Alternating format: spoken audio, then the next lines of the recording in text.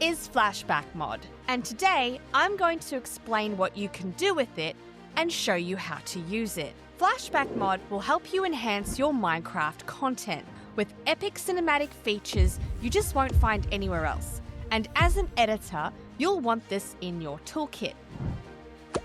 So let's get started. I recommend to couple Flashback Mod with simple voice chat. Be sure to stick around and I'll show you some really great audio features you can use within Flashback. Now that I have your attention, how do you make a video?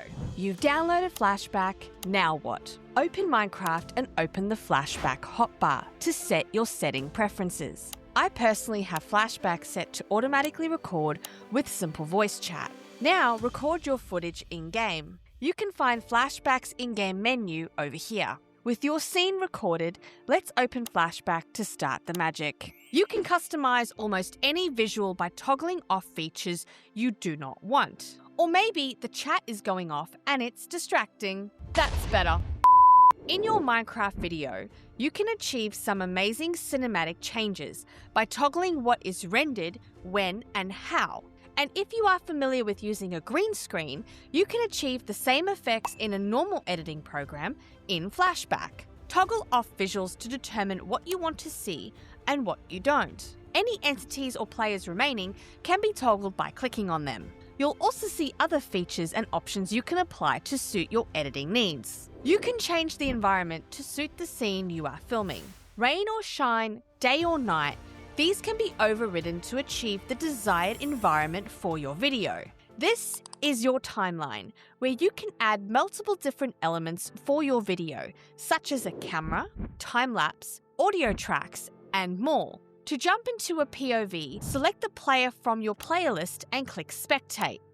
Shift to remove yourself from this view. You can click on a player or entity for more options. You can export a player's POV by ensuring you are spectating that player, selecting the starting time on your timeline and clicking I on your computer keyboard. This is to select your in keyframe. Once you have placed your endpoint, click O. This is your out keyframe, and you can export the video showing this player's POV. To create cinematic third-party views, click Shift to jump out of the POV. To move around the screen, hold down left-click and use the WASD keys to move around the screen, and spacebar to move up with Shift taking you back down. Select the element you want. In this example, I'll be using a camera. Use this view to get epic cinematic shots. Choose your starting position and aim the camera to achieve your desired shot. Add a keyframe and then move to the next position to set another keyframe. You will see the visual camera on the screen, showing you the movement between the different keyframes. You can add additional elements if you wish to change the speed or the field of view. You can right-click on each keyframe to customize and make further changes. To select only a portion of the video to export, you can use the in and out keyframes, the I and O keys on your keyboard to tell Flashback what to export. You can make changes to the time of day for great cinematic shots in your video.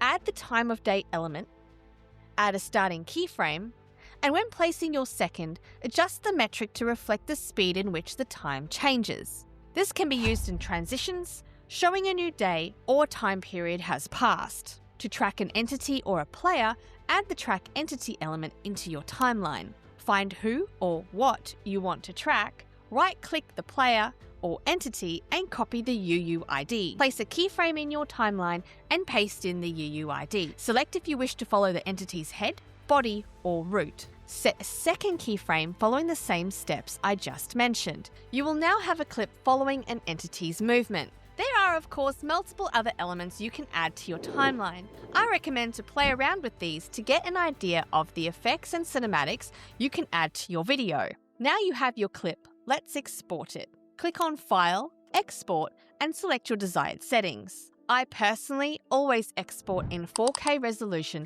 with a frame rate of 60 frames per second. A main distinction between Flashback Mod and Replay Mod is the ability to export game audio.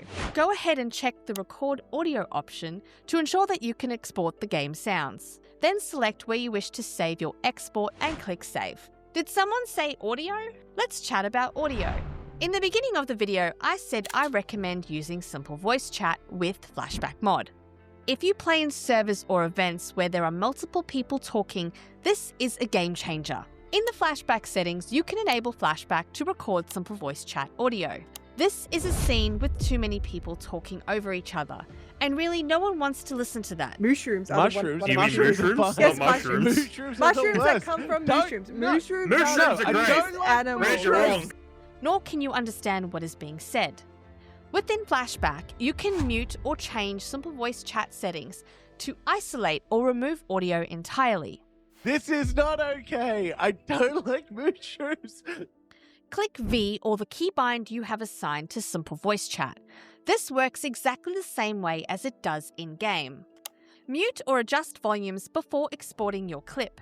And if you don't want audio at all, just mute simple voice chat entirely. Oh my gosh. No, I'm not red. I'm not a mushroom. Ah! My advice? It's best to have it and not need it than to need it and not have it. So be sure to record your simple voice chats. It can be toggled off in post.